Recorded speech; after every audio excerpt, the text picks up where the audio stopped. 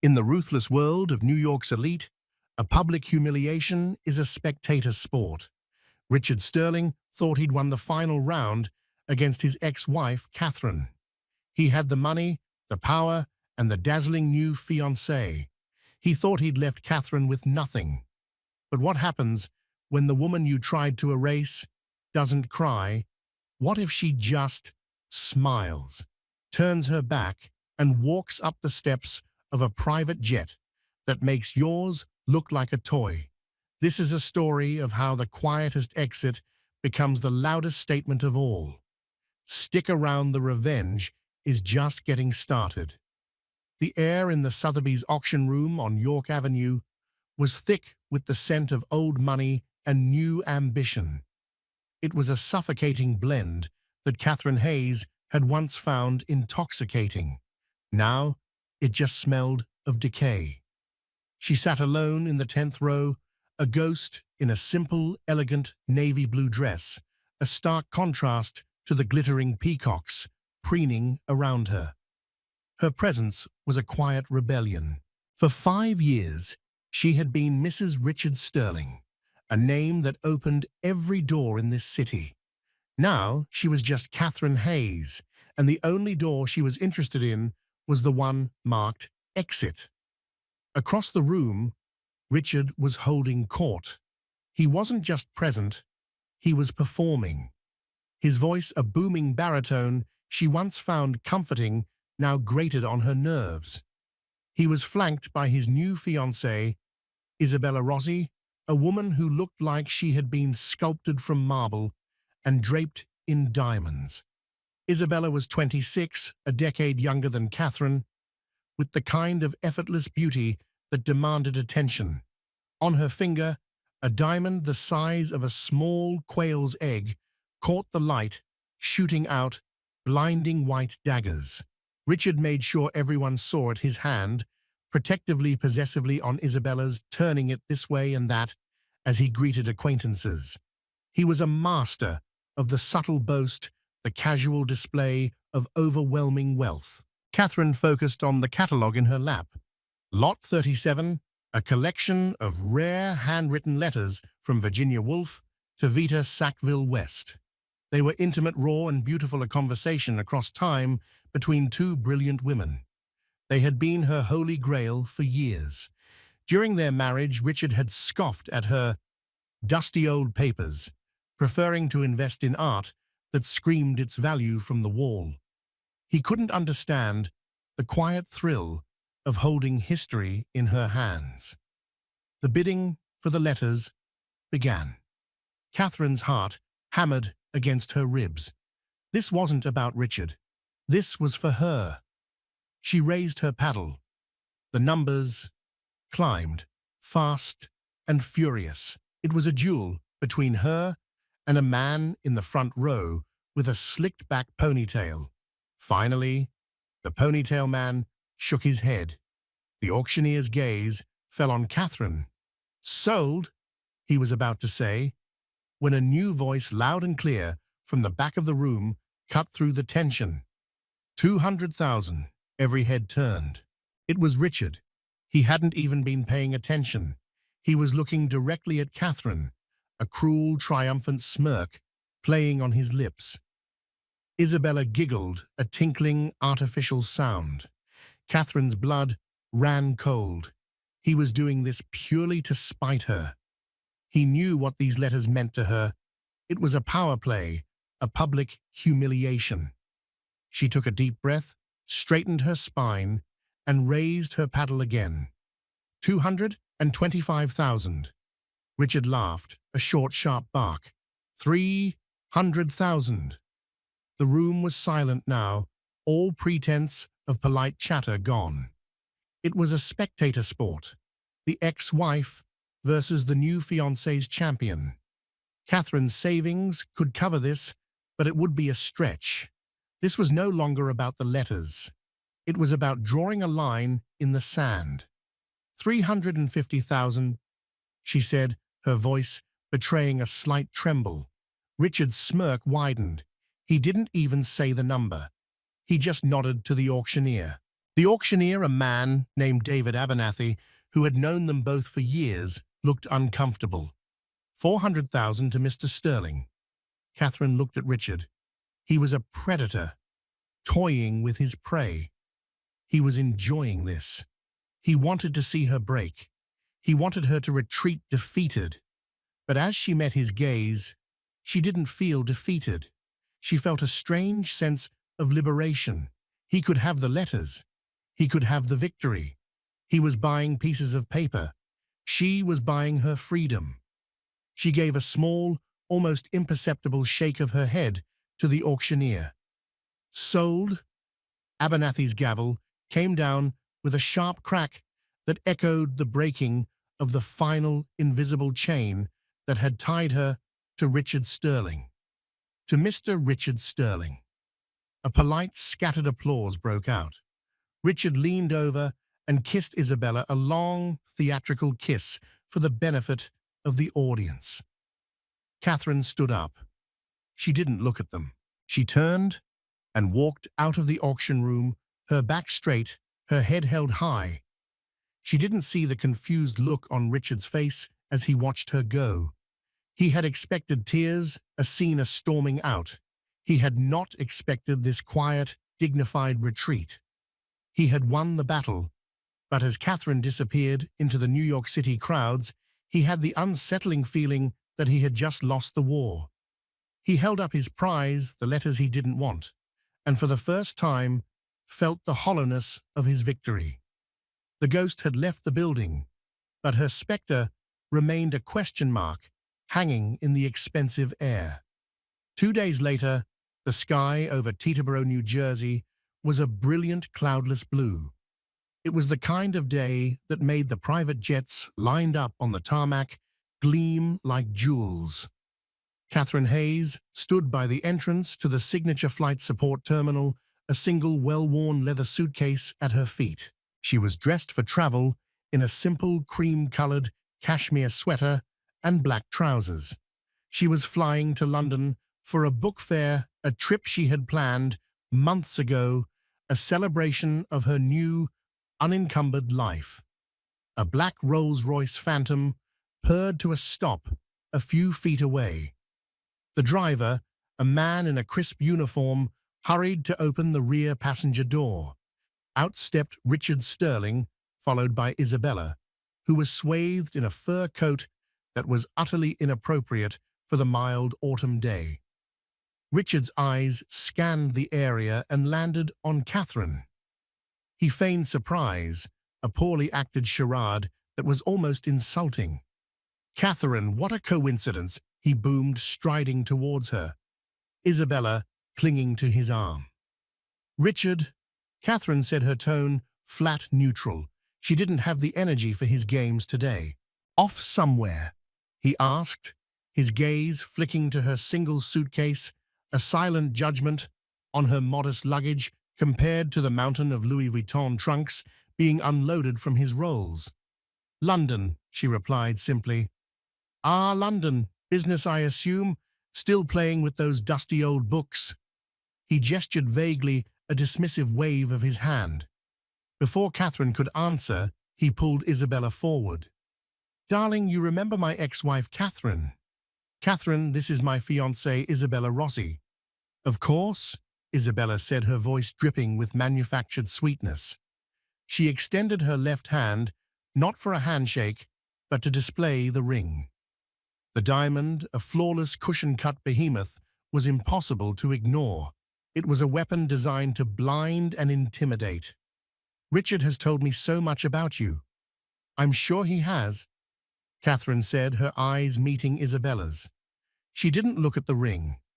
This deliberate lack of acknowledgement was a small act of defiance, but it was hers.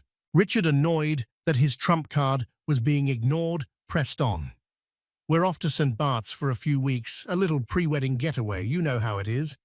The stress of planning the wedding of the century, why, it takes its toll." He sighed, a theatrical display of the burdens of the ultra-wealthy. "Our jet is just being prepared." He pointed towards a large but slightly dated Bombardier Global Express. Your flying commercial, I take it, must be trying. The condescension was so thick, Catherine could have choked on it. She thought of the years she had endured this, the constant subtle digs, the psychological warfare designed to make her feel small, inadequate. She had absorbed it all, letting it chip away at her sense of self. But no more. Something like that, she said, a faint, enigmatic smile touching her lips. Just then, a low hum grew into a powerful roar. An aircraft impossibly sleek and futuristic was taxiing towards their terminal. It was a Gulfstream G800, the latest and largest purpose-built private aircraft in the world. Its pearl-white fuselage shimmered in the sunlight, its wingtips raked back like a bird of prey. It made Richard's Bombardier look like a relic. The jet came to a graceful stop directly in front of them. The door opened, and a staircase descended with a silent hydraulic hiss. A flight attendant, in a sharp, tailored uniform, appeared at the top of the stairs. "Ms. Hayes, we are ready for you." Catherine picked up her suitcase. She turned to Richard and Isabella. Their mouths were slightly agape, their eyes wide with disbelief. The triumphant smirk had vanished from Richard's face, replaced by a look of utter slack-jawed confusion. Isabella's grip on his arm had tightened, her perfectly manicured nails digging into his expensive suit. "It was interesting seeing you both," Catherine said. Her voice was calm, but there was an unmistakable note of finality in it. "Have a wonderful time in St. Bart's." She walked towards the jet, her steps unhurried, her posture perfect. She didn't look back. She didn't need to. She could feel Richard's stunned gaze on her back, a silent testament to the seismic shift that had just occurred.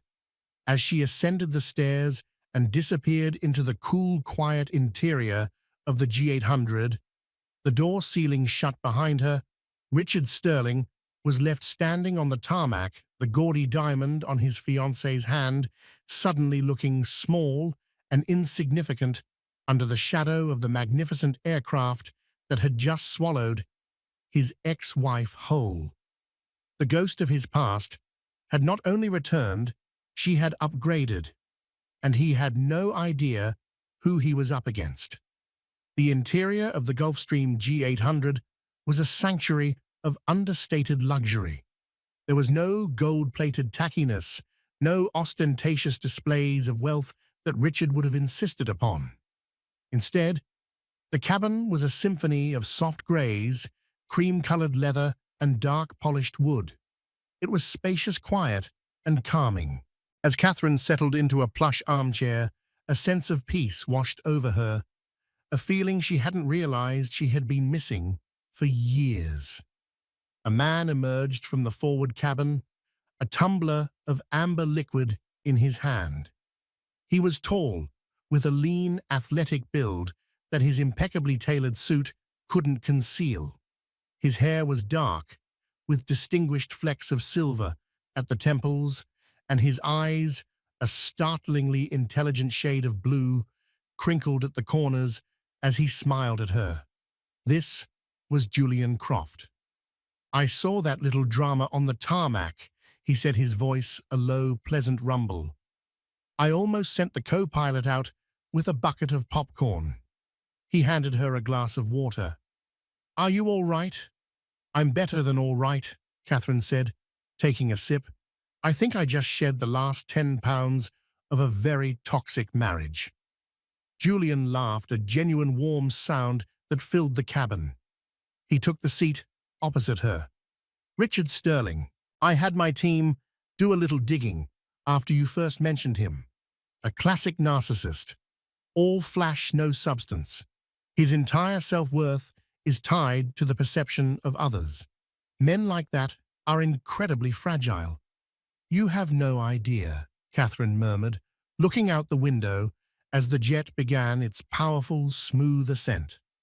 The world and her past shrank beneath them. She had met Julian Croft 6 months ago at a small independent bookstore in Greenwich Village.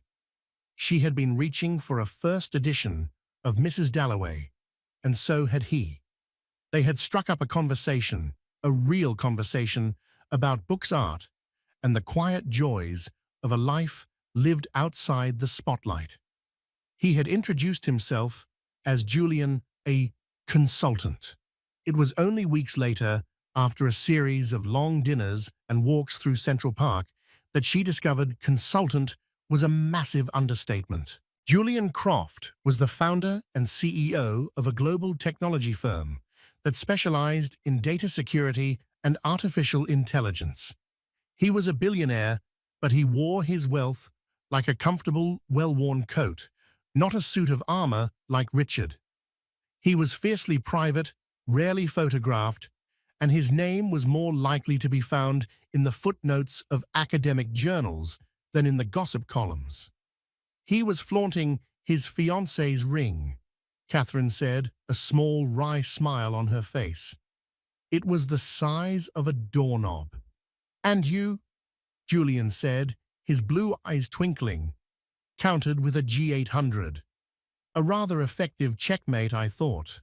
"It wasn't my intention," she said, though she couldn't deny the small, wicked thrill she had felt. "But I'm not going to pretend it wasn't satisfying." "Good," Julian said. "You've spent too long diminishing yourself to make a small man feel big. That chapter is over." He reached across the table and took her hand. His touch was warm, firm, and reassuring. "How are the Virginia Woolf letters?" Catherine's heart sank a little. "He bought them. Outbid me at the Sotheby's auction. It was a deliberate act of cruelty." Julian was silent for a moment, his expression unreadable. "I see." He took a sip of his drink. "Well, perhaps it's for the best. Sometimes you have to let go of old things to make room for the new." He changed the subject, steering the conversation towards the London Book Fair, asking her about the dealers she was excited to meet, the lectures she planned to attend. He listened, truly listened, his attention focused entirely on her. It was this more than the private jet or the limitless resources at his disposal that was the true measure of the man. He saw her, the real her, the woman who loved dusty old books and quiet afternoons. With Richard, she had been an accessory, a beautiful object to be displayed. With Julian, she was a partner. As they flew east, chasing the sun, Catherine felt a profound sense of rightness. The turbulence of her past was finally smoothing out into clear, open skies. She was no longer a ghost at someone else's feast. She was the guest of honor at her own. She leaned her head back against the soft leather, the hum of the powerful engines, a lullaby of her new life. And for the first time in a very long time, she felt completely and utterly safe. The man in the jet was not just her billionaire boyfriend. He was her safe harbor, the quiet, steady anchor in the storm she had just escaped. And together, they were flying towards a future she was finally excited to embrace. Richard Sterling stood on the tarmac at Teterboro, long after the Gulfstream G800 had become a silver speck in the vast blue sky. The roar of its engines had been replaced by a ringing in his ears. The triumphant high from the auction, the smug satisfaction of flaunting his wealth, had evaporated, leaving a bitter, metallic taste in his mouth. "Richard, darling, are we going?" Isabella's voice, usually a melodic purr, was sharp, impatient. The pre-wedding glow had been replaced by a pout. Her perfect St. Bart's vacation was being delayed. "What was that?" Richard muttered, not to her but to himself. "Whose jet was that?" "How should I know?" Isabella snapped, pulling her ridiculous fur coat tighter around her. "Does it matter? It's probably a rental." She's probably shacking up with some vulgar new money type to pay her bills. But Richard knew it wasn't a rental. He had seen the discreet custom logo on the tail fin, a stylized C intertwined with a J. That was a private insignia. That was ownership. And the G800, he knew what those cost. The base model was nearly $80 million. With custom interiors, you were pushing $100 million. That wasn't new money. That was a different stratosphere of wealth, a level that made his own considerable fortune feel pedestrian. The flight to St. Bart's was tense. Richard was silent, staring out the window, replaying the scene at the airfield over and over in his mind. Catherine's calm, her enigmatic smile, her complete and utter lack of intimidation.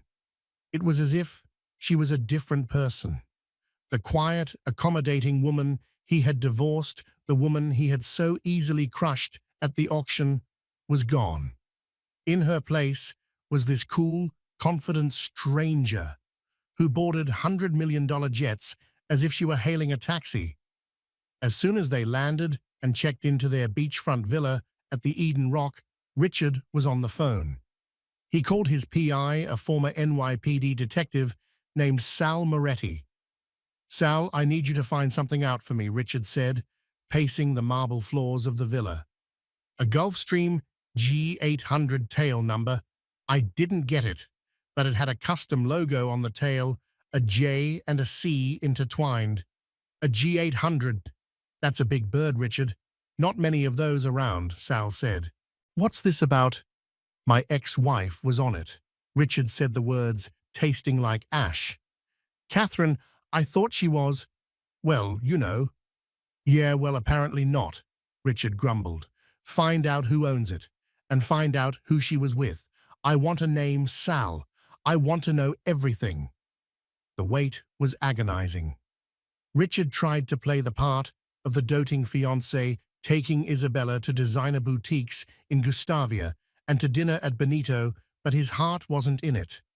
His mind was elsewhere, consumed by the mystery of Catherine and her new life. Isabella, sensing his distraction, grew increasingly petulant. "Richard, are you even listening to me?" she complained, over a plate of ridiculously expensive lobster. "I was talking about the seating chart for the wedding. We can't put my mother next to your Aunt Carol, not after the incident at the engagement party." "Fine, whatever you want, Isabella," he said, waving his hand dismissively as he checked his phone for the 10th time that hour. The call from Sal came 2 days later. Richard was sitting by the infinity pool, a cocktail sweating in his hand. "I have a name for you, Richard," Sal said, his voice grim. "But you're not going to like it." "Just tell me," Richard snapped. "The jet is registered to a shell corporation, but the beneficial owner is a man named Julian Croft." The name meant nothing to Richard. Julian Croft. Who the hell is Julian Croft? He's the founder and CEO of a company called Helios AI. They're a global tech firm. Data security, artificial intelligence, government contracts. He's very, very private. Almost a ghost. No social media, very few public photos. But he's significant. Significant. What does that mean? How much is he worth? This was the metric Richard understood. This was the language of his world. There was a pause on the other end of the line. "Richard, this guy isn't in your league. He's not even playing the same sport. We're talking about a net worth estimated to be north of $30 billion. With a B." The cocktail glass slipped from Richard's hand and shattered on the stone patio. $30 billion. The number was so vast, it was almost incomprehensible. It was a figure that turned his own $250 million net worth into pocket change. It was the kind of wealth that didn't just buy jets. It bought influence, power, silence. It was the kind of wealth that could make a man like Richard Sterling disappear without a trace. "Are you sure?" Richard whispered, his throat suddenly dry. I'm sure, Sal said, and there's more. I looked into Croft's recent activities. He's a major philanthropist, but he does it all anonymously. A few months ago, one of his foundations made a significant acquisition in the world of rare books and manuscripts. A cold dread washed over Richard. What? What acquisition? He bought the entire archives of the Hogarth Press, the publishing house founded by Virginia and Leonard Woolf. The entire collection. Letters, manuscripts, first editions, everything. It was a private sale, very quiet. The seller was a small, struggling university press in England. Richard sank into a lounge chair, his head spinning. The letters. The Virginia Woolf letters he had bought at Sotheby's to humiliate Catherine. They were a drop in the ocean compared to what this man, this Julian Croft, had given her. Richard had bought her a page. Croft had bought her the entire library. The dusty old papers Richard had mocked were now the foundation of a collection curated by one of the world's richest men. Catherine hadn't lost at the auction. She had just been letting him win a meaningless skirmish while she was on her way to claiming an empire. He looked at Isabella, who was taking selfies by the pool, pouting her lips at her phone's camera. He looked at the diamond on her finger, the ring he had been so proud of. It suddenly looked cheap, garish, a desperate plea for attention. His world, so carefully constructed on a foundation of perceived superiority, was beginning to crack. And in those cracks, a terrifying, new reality was taking root. Catherine Hayes, his mousy, unassuming ex-wife, was now involved with a man who could buy and sell him 100 times over without even noticing. The unraveling of Richard Sterling had begun.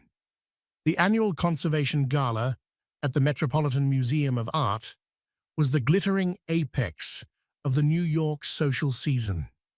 It was a night where fortunes were pledged, reputations were polished, and the city's intricate power dynamics were on full public display. For Richard Sterling, it had always been a home game, a night to reinforce his status at the center of this universe.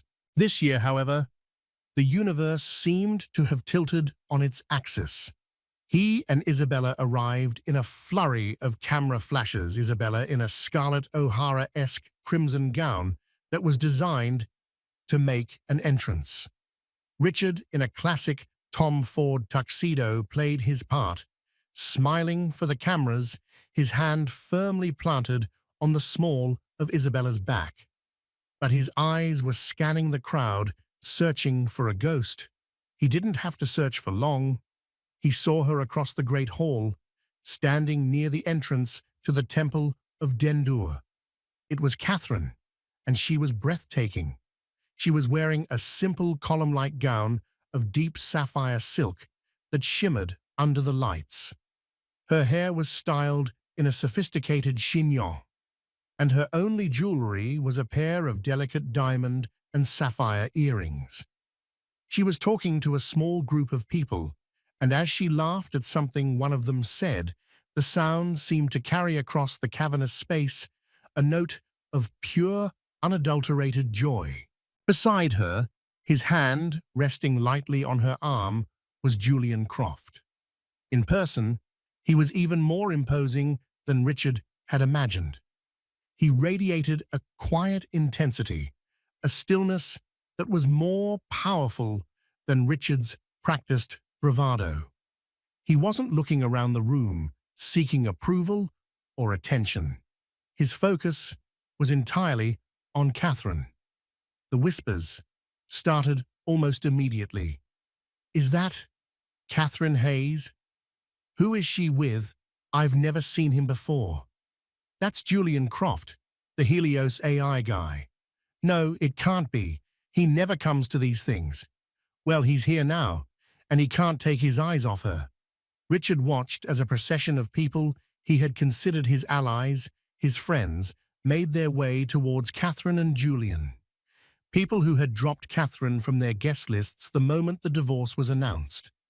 People who had sided with him, who had listened to his version of the story. Now, they were fawning over her, their smiles wide, their laughter a little too loud. He saw Jonathan and Beatrice Vance, a couple he had known for 20 years, practically elbow their way through the crowd to greet Catherine with effusive air kisses. Beatrice had once told Isabella that Catherine was a lovely girl, but a bit of a bore. Now she was hanging on Catherine's every word. The ultimate humiliation came when Richard and Isabella approached the main receiving line for the museum's director, Daniel Weiss. They were standing behind the Vances, who were now chatting animatedly with Catherine and Julian. As the line moved forward, Daniel Weiss greeted the Vances, then his eyes lit up as he saw the couple behind them. "Julian, I can't believe you made it," Weiss said, bypassing Richard completely to shake Julian's hand warmly. "And Catherine, you look absolutely stunning. We were so thrilled when we heard about the endowment for the new manuscript wing. It's a game changer for us." Richard froze. The manuscript wing, he shot a look at Catherine. She met his gaze, her expression calm, unreadable. There was no triumph in her eyes, no "I told you so." There was just a quiet confidence that was more unnerving than any overt display of victory. "Richard, Isabella, so good to see you," Weiss said, finally turning to them, his tone polite but noticeably cooler. The moment was fleeting, but in the shark-infested waters of Manhattan society, it was a mortal wound. They had been snubbed. Publicly, Isabella was seething. "What was that all about?" she hissed as they moved away from the receiving line. "A manuscript wing? Is that where her new boyfriend is parking his money? How utterly dull." But Richard knew it wasn't dull. It was strategic. It was a display of power that was both subtle and absolute. He wasn't just buying her jets. He was building her legacies. He was immortalizing her passion in the stone and glass of the world's most famous museum. What could Richard's diamond ring compete with that, throughout the dinner, the humiliation continued? Their table, usually a prime spot near the stage, was in a less desirable location closer to the kitchens. From across the room, Richard could see Catherine and Julian seated at the director's table, flanked by senators, artists, and titans of industry. He watched as Julian leaned over and whispered something in Catherine's ear, making her laugh. The intimacy of the gesture was a knife in Richard's gut. He was losing. He was losing a game he hadn't even known he was playing. His wealth, his status, his beautiful fiancée, the pillars of his identity, were proving to be a house of cards in the face of Catherine's new reality. He had thought he had erased her, but instead she had been reborn stronger, more radiant, and powered by a force he could not comprehend or compete with. The whispers at the Met were a death knell for the world he had known. The ghost of his past was now the queen of the ball, and he was just a spectator in the cheap seats watching her coronation. The days following the Met Gala were a slow-motion nightmare for Richard Sterling. His world, once a glittering fortress of his own making, was being dismantled brick by brick. The story of his public snubbing had become a cautionary anecdote whispered over cocktails at the Bemelman's bar and dissected at lunches at La Goulou. Business associates, who once clamored for his time, now had secretaries who informed him they were in meetings indefinitely. He was a ghost in his own life, haunting the edges of a world that no longer wanted him. His relationship with Isabella crumbled under the pressure. Her affection had been transactional, a currency exchanged for the status he provided. With his social capital plummeting, she had become openly contemptuous. The wedding planning devolved into a theater of cruelty. Are you sure you can still afford the custom-built ice sculpture of two swans kissing? She asked one evening, her voice dripping with venom as she browsed a bridal magazine. They were in their cavernous Fifth Avenue apartment, which suddenly felt less like a palace and more like a gilded cage. Perhaps we should scale back. We don't want to look desperate. It's so unbecoming. The final fatal blow came 2 weeks after the gala. Richard was banking on a merger with a rival firm, a deal that would have been a lifeline, a public declaration that he was still a player. The CEO, a man named Marcus Thorne, with whom he'd shared cigars and golfed for years, called him personally. "Rich, bad news," Marcus said, his voice strained with false sympathy. The board's got cold feet, unforeseen market volatility. But Richard heard the truth in the silence between the words. Marcus's wife, a formidable woman who chaired 2 museum boards, had been at Daniel Weiss's table at the Met. She had witnessed his humiliation firsthand. It wasn't market volatility, it was social contagion. He was toxic. A black venomous rage began to boil in his gut. It was a potent cocktail of wounded pride, consuming jealousy, and a bizarre, twisted sense of ownership over the woman at the center of it all. Catherine. It was all her fault. He became obsessed. He had his PI Sal send him daily reports on her movements on Julian Croft. He learned that Croft had not only bought her the Hogarth Press archives, but had also established a fellowship in her name at Columbia University for the study of modernist literature. Each new detail was another twist of the knife. Driven by this corrosive fury, he did something he knew was reckless. He found out where she was living. It wasn't hard.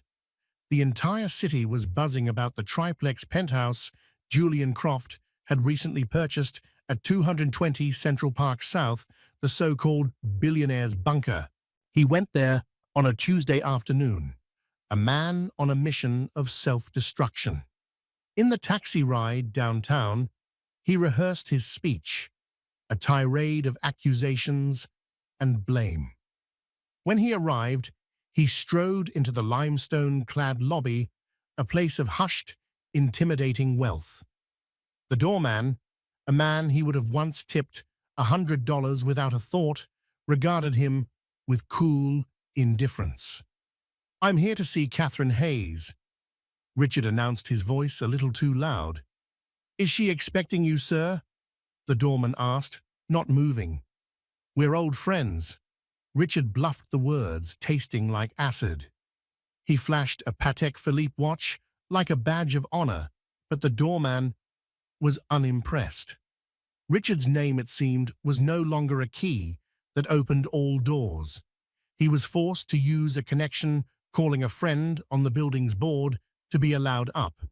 The humiliation of it stoked his rage even further. He rode the private elevator, its walls lined in brushed bronze, his heart pounding a frantic, angry rhythm. The ascent was silent smooth and felt like a journey to his own execution. When the doors opened directly into the apartment's foyer, he was momentarily stunned into silence. The space wasn't just large. It was a testament to a level of taste and wealth he'd only ever pretended to have. The marble floors were a seamless expanse of white, veined with subtle gray. The floor-to-ceiling windows framed Central Park like a living masterpiece. The art on the walls was quiet but significant, a small, pensive Rothko, a delicate Twombly. There was no gold, no glitz, none of the gaudy, look-at-me decor he favored. It was the home of someone who didn't need to shout about their money. And there, standing in a pool of afternoon sun, was Catherine. She was arranging a simple bouquet of white tulips in a vase, and she didn't look surprised to see him. She just looked weary. "Richard," she said, her voice devoid of emotion, "you shouldn't be here. I needed to talk to you, Tick." he snarled, striding into the room. "What is this, Catherine? What are you doing?" "I'm arranging flowers," she replied, her preternatural calmness infuriating him. "Don't play dumb with me," he exploded, his voice cracking. "This," he gestured wildly, his arm encompassing the whole panoramic view. "The jet, the gala, this palace, in the sky. Who are you? You are my wife. You were a librarian's daughter from Ohio. I found you. I made you. You were perfectly happy with a book and a cup of tea." "I'm still that person, Richard," she said quietly, placing a final tulip in the vase. "You just never bothered to look closely enough to see the rest of me. You saw a reflection of yourself, and you were angry when I didn't match the image you'd created." "And him," Richard spat the word out. "This Julian Croft, you leave me, and you immediately find one of the richest men in the world. Is that what this was all about? Were you planning this all along? Playing the mousy little bookworm while you waited for a bigger fish?" Catherine finally put down her garden shears and turned to face him fully. Her eyes, which he had once thought of as merely pretty, were now blazing with a cold fire he had never seen before. "No, Richard, that's your playbook, not mine. You're the one who equates a person's worth with their bank balance. I fell in love with a man who listened to me, who respected me, who saw me as an equal. His wealth is incidental. It's his character that I love." "Character?" Richard laughed, a harsh, ugly sound. "You think he has character? Men like that don't get to where they are by being nice guys. They're sharks, Catherine, just like me." "You're wrong," she said, her voice dropping to a near whisper that was more chilling than a shout. "He's nothing like you." She took a step closer, and for the first time, Richard felt a flicker of actual fear. "And speaking of character, I think it's time we had an honest talk about yours." She walked over to a sleek, minimalist desk and picked up a slim, leather-bound folder. "Julian's people, as you would call them, are very thorough. When he fell in love with me, he became concerned about you. Not as a rival, but as a threat. So they did a little digging into our marriage, into our finances." She opened the folder. "Do you remember the Sterling Opportunities Fund, the private investment fund you started during our last year together? The one you told me was too complicated for me to understand?" Richard's blood ran cold. "That's none of your business. It became my business when you forged my signature on the incorporation documents, making me a liable partner without my knowledge," Catherine said, her voice like ice. "It became my business when you used it as a shell to illegally hide marital assets from our divorce settlement. And it became my business, Richard, when you used it to commit insider trading based on confidential information you wheedled out of my father's oldest friend at the SEC, a dear man you knew I trusted implicitly." She slid a document across the polished surface of the desk. It was a copy of a wire transfer from the Sterling Opportunities Fund to an offshore account dated 2 days before a major corporate acquisition was announced. A transaction Richard had thought was buried under layers of corporate deceit. "This is a copy," she said, her voice steady and clear. "The originals, along with a sworn affidavit from your former accountant, a man you fired without severance last year who was more than happy to talk, are with the SEC. They are very interested in your complicated fund. The merger you were so excited about, it didn't fall through because of market volatility. It fell through because Marcus Thorne was given a friendly, anonymous warning that he was about to merge with a man under active federal investigation." Richard stared at the paper, his world collapsing in on itself. The bravado, the anger, the jealousy, it all drained away, replaced by a cold, sickening dread. He had been so focused on Catherine's new life, on the man she was with, that he had never considered that they might be looking back at him with a high-powered telescope. He had seen her as a ghost to be haunted, not a force to be reckoned with. "Why?" he whispered, his voice cracking the sound, pathetic even to his own ears. "Why are you doing this?" Catherine looked at him not with hatred, but with a kind of profound, sad finality. "You could have just let me go, Richard. You could have taken your petty victory at the auction and your new life and just walked away. But you couldn't. Your ego wouldn't allow it. You had to try and crush me one last time. You had to prove you were the winner. Well, congratulations. You've won. You've won an SEC investigation, the end of your engagement, and the complete and utter destruction of the reputation you worked so hard to build." She walked past him towards the window, overlooking the park, turning her back on him for the last time. "The doorman will show you out. Goodbye, Richard." He stood there for a long moment, a statue in the ruins of his own life, before turning and walking towards the elevator, a defeated man, finally truly understanding the meaning of the word loss. He had not just lost his wife, he had lost himself in the process. The confrontation was over, and there was no doubt who had emerged the victor.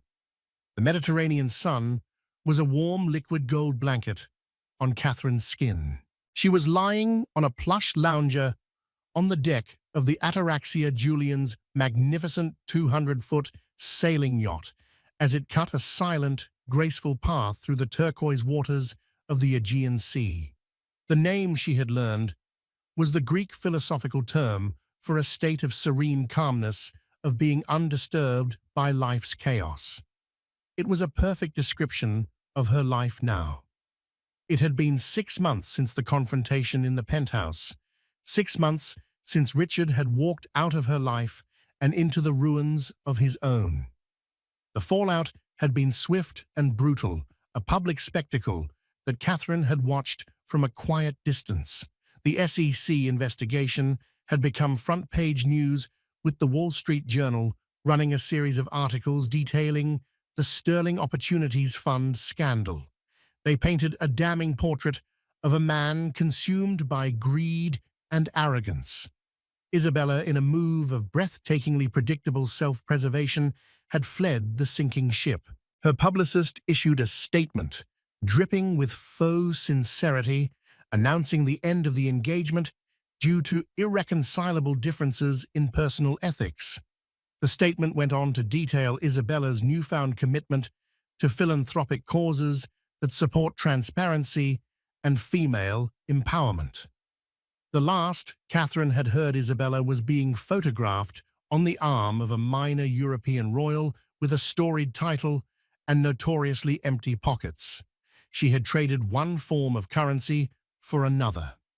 Richard, stripped of his company, his fiancée, and his reputation, had been forced to sell his assets at fire sale prices to cover his legal fees and fines. The Bombardier jet, the Rolls-Royce, the Fifth Avenue apartment, all were gone, liquidated to pay for his hubris. He had retreated from public life, a disgraced footnote in the annals of New York society. Catherine felt no joy in his downfall, only a quiet, sad sense of inevitability. He had built his life on a foundation of sand, and it had been washed away by a tide of his own making. Julian emerged from the cabin, a tray in his hands, bearing 2 glasses of chilled white wine and a small plate of figs and cheese. He sat down beside her, his presence a comforting warmth that had become the anchor of her world. "A message came through for you on the satellite comms," he said, handing her a glass. "From David Abernathy at Sotheby's." Catherine raised an eyebrow. "Oh, I thought I was off his list of high-value clients." Julian's eyes twinkled with amusement. "Apparently you're back on it. It seems a certain collection of Virginia Woolf's letters to Vita Sackville West are back on the market. The previous owner defaulted on his payment." He let the statement hang in the warm air. Abernathy was wondering if you were still interested. He said he could secure them for you privately before they go to auction again. Catherine stared out at the endless blue horizon. She thought about the letters, about the desperate hunger she had felt for them. She thought about the woman she had been in that auction room, feeling small and powerless, seeing those pages as a lifeline to a world of substance she felt denied. She thought about the sting of Richard's casual cruelty, and she realized with a sudden, startling clarity that the hunger was gone. "No," she said, a slow, genuine smile spreading across her face. "Tell him thank you, but I'm not interested." Her passion for those letters had been a symptom of a deeper need, a need to connect with a life of the mind, a life of meaning that had been starved in her marriage. Now, she was living that life every day. She and Julian spent their evenings reading to each other, debating philosophy, and planning the curriculum for the new literary foundation they had endowed. The letters were a symbol of a craving that had now been satisfied. "I have the real thing now," she said, turning to him, her eyes shining. She leaned over and kissed him, a slow, deep kiss, filled with gratitude and a peace she had once thought unattainable. "I don't need to buy someone else's love letters." Julian smiled, a deep, contented smile that reached his eyes. "I'm glad to hear that." He gestured towards a small, leather-bound book on the table beside them, an object she hadn't noticed before. "Because I have something for you." Catherine picked it up. The leather was soft and worn, a deep navy blue. There was no title on the cover, only a small embossed C in the bottom corner. She opened it. Inside, on the first page, in elegant, familiar handwriting, were the words, "The collected thoughts of Julian Croft, on first meeting Catherine Hayes and thereafter." She looked up at him, her eyes wide with surprise and overwhelming emotion. "You wrote this?" "I started it the day we met in that bookstore," he said, a faint, endearing blush on his cheeks. "I jot down things after our conversations. It's a bit rambling, I'm afraid, and my penmanship is terrible, but it's all true." Her fingers, trembling slightly, turned the pages. It was filled with observations about her quotes from books they had discussed, half-formed poems and heartfelt declarations of his growing love. One entry, dated a week after they met, read, "She speaks of books not as objects, but as old friends. Her passion isn't for the value of a first edition, but for the soul of the story within. She is the rarest thing I have ever encountered, a person who is entirely authentically herself." It was more intimate, more precious than any collection of famous letters could ever be. It was their history, their story written not for the world, but just for her. It was proof that she had been seen, truly seen, from the very beginning. Tears welled in her eyes, blurring the ink on the page. But they were not the tears of sadness or humiliation she had once known so well. They were tears of pure, cleansing joy. The ghost of her past was finally completely gone. The auction, the ring, the drama, it all felt like it had happened to someone else in another lifetime. She closed the book and held it to her chest as if it were the most valuable thing in the world, and to her, it was. She looked out at the endless expanse of the sea, at the horizon, where the blue of the water met the blue of the sky. It was a vista of infinite possibility. She had her own letters now, her own story, her own quiet, unshakable love. This was her new beginning, and it was more beautiful than anything she could have ever dared to imagine. In the end, this wasn't a story about the triumph of wealth over wealth. It was a story about the triumph of substance over flash, of character over reputation. Catherine Hayes didn't need a billionaire to save her. She needed to save herself, to remember the woman she was before the world told her who she should be. Julian Croft wasn't her rescuer. He was the partner she deserved, a man who valued her mind more than her appearance, her passion more than her pedigree. Richard Sterling's empire crumbled because it was built on ego and illusion. Catherine's new life is flourishing because it's built on the bedrock of authenticity, respect, and a love that is as deep and as real as the sea. What did you think of Catherine's ultimate revenge? Let us know in the comments below.